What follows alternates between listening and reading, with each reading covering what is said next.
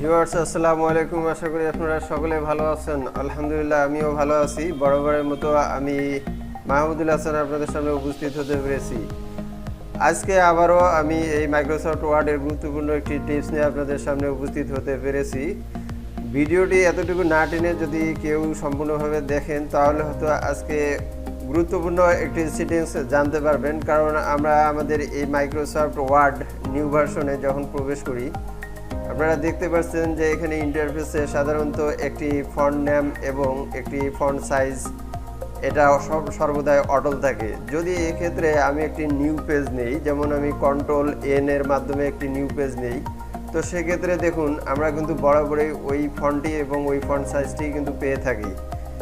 তো আমরা আমাদের প্রতিনিয়ত প্রয়োজন অনুসারে এমন কাজও অনেক সময় করে থাকি, যেমন দেখুন যে আমরা শুধু বাংলা টাইপিং করছি, তো এটা হতে পারে কোনো গদ্য পদ্য কিংবা একটি বই বানার জন্য। তো এক কথায় আপনি প্রয়োজন অনুসারে কোনো একটি কাজ করছেন, সেখানে হয়তো বাংলা ফন্টের প্রয়োজনে এবং সে ফন্টটি হয়তো আপনার এখানে যে দেখছেন 11 হয়তো বা আপনি এখানে 14 পর্যন্ত আপনি ব্যবহার করতে পারেন। তো ধরে নিন যে আপনি যে ফন্টটি ইউজ করছেন সেটি বাংলা এবং আপনার ফন্ট সাইজ হবে এই 14। তো সেক্ষেত্রে আপনি একটি ম্যানুয়ালি সেটিংস করে নেবেন, যে সেটিংসটি করলে আপনি যখনই আপনার এই মাইক্রোসফট প্রোগ্রামে প্রবেশ করবেন সর্বদাই ওই ফন্টটিকেই আপনি ব্যবহার করতে পারবেন এবং ওই ফন্ট সাইজেই বহাল থাকবে। তো যেমন আমরা যদি এখানে একটু খেয়াল করি যে এই ফন্টগুলো আমরা জানি যে বাংলায় লিখতে গেলে আমাদের শুধু এম জে ফন্টটি ব্যবহার করতে হয়, অথবা ধ চন্দ্রবন্ধু বিষগ্র ডায়মন্ড হ, এই যে লেখাটি দেখতে পাচ্ছেন আপনারা, এই ফন্টটির গায়ে ক্লিক দিলেই কিন্তু এখানে শুধু এম জে ফন্টটি সিলেক্ট হয়ে যাবে। এরপরে আপনারা যদি এখানে ধরুন যে 11 রয়েছে, আপনারা যদি 14 সাপোর্ট করেন তাহলে এখানে সাধারণত আমরা এভাবে 14 ফন্টটি আমরা সিলেক্ট করে এখানে আমরা ব্যবহার করে থাকি। তো দেখুন আমরা যদি এই অবস্থায় এখানে কোনো বাংলা লিখতে যাই, তো সে বাংলাটা লেখার পরে আমরা যদি এখান থেকে ক্লোজ হয়ে যাই, তাহলে দেখুন আমরা সেভ করি বা না করি প্রোগ্রামটার থেকে একবারে ক্লোজ হয়ে যাই, এরপরে আবার যখন ইন করে আসি তখন কিন্তু আমরা দেখব যে আসলে আমাদের এই ফন্ট এবং ফন্ট সাইজ আগের মতোই অপরিবর্তিত আছে।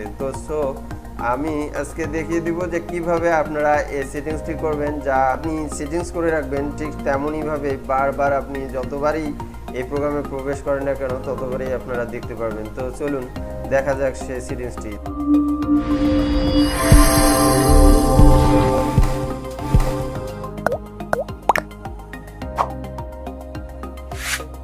তো আমরা সর্বপ্রথম যে কাজটি করব, আমরা দেখতে পাচ্ছি যে এই ফন্ট বক্সের ডানে যে অ্যারো চিহ্নটি রয়েছে এই অ্যারোতে ক্লিক দিব।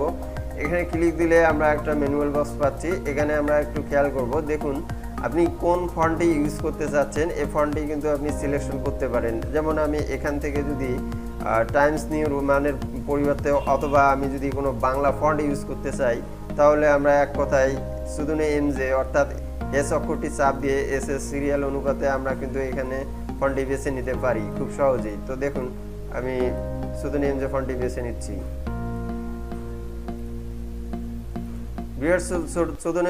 আমরা এখানে ফন্টটি সিলেক্ট করার পরে আমরা এখানে এই ফন্ট স্টাইলের ঘরে রেগুলার আছে, আমরা যদি প্রয়োজন বোধ মনে করি তাহলে এখানে বোল্ড সিলেক্ট করতে পারি।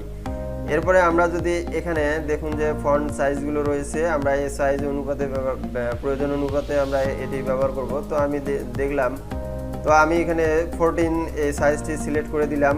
তো এরপরে আমরা দেখুন যে নিচে আরেকটি অপশন রয়েছে, তো আপনারা চাইলে এই অপশনগুলো কিন্তু আবার এখান থেকেও সিলেক্ট করে দিতে পারেন। তো এখান থেকে সিলেক্ট করে দিলে কি হবে আর ওখান থেকে সিলেক্ট করলে কি হবে, আসলে বিষয়টা হচ্ছে আমরা মেইনলি এই তিনটি অপশন যদি সিলেক্ট করি তাহলে এখানে আর এটি ব্যবহার করা বা আমাদের এখানে সিলেক্ট করার প্রয়োজন হবে না। সো এরপরে আমরা যদি এই বক্সটি জাস্ট এই তিনটি কাজ করে থাকি, আর এক্ষেত্রে যদি মনে রাখবেন যদি ফন্ট কালার দিতে চান তাহলে আপনারা অবশ্যই এখানে ফন্ট কালারটি সিলেক্ট করতে পারবেন। আর এটি যে যদি আপনি যে আন্ডারলাইন স্টাইল রয়েছে, আন্ডারলাইন স্টাইল যদি নেন তাহলে কিন্তু আন্ডারলাইন কালার বক্সটি জাগ্রত হবে, এছাড়া কিন্তু জাগ্রত হবে না। সো আপনার প্রয়োজন হলে আপনারা এগুলো সেট করবেন, অন্যথায় করবেন না। যেমন আমি এই তিনটি সেট করেছি, জাস্ট এই তিনটেই আমি সিলেক্ট করে রাখবো। তো এক্ষেত্রে আমি বক্সটি এবার ওকে না করে সেট অ্যাজ ডিফল্টে আমি ক্লিক দেবো। দেখুন এরপরে আমাকে একটি কমান্ড দেওয়া হয়েছে, কমান্ডটিকে আমি ওকে করে দিব।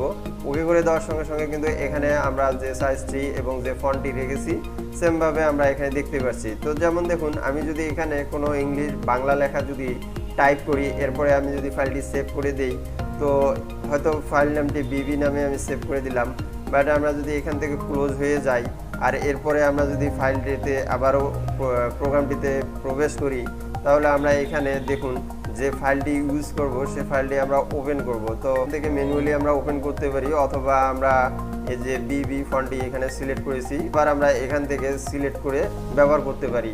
তো দেখুন আমি যেভাবে যে ফন্টটি এবং যে ফন্ট সাইজটি রেখেছিলাম ঠিক সেই ফন্টে এবং সেই ফন্ট সাইজ অনুপাতে এই ফাইলটি কিন্তু সেভ হয়ে গেছে। তো এক্ষেত্রে আমাদের সুবিধা হচ্ছে যে আমরা বারবার এই ফন্টটিকে চেঞ্জ করতে হবে না একদিকে, আরেকদিকে আমাদের ফন্ট সাইজটিও চেঞ্জ করতে হবে না। সো আশা করি আপনারা ভিডিওটি দেখে এতটুকু বুঝতে পেরেছেন।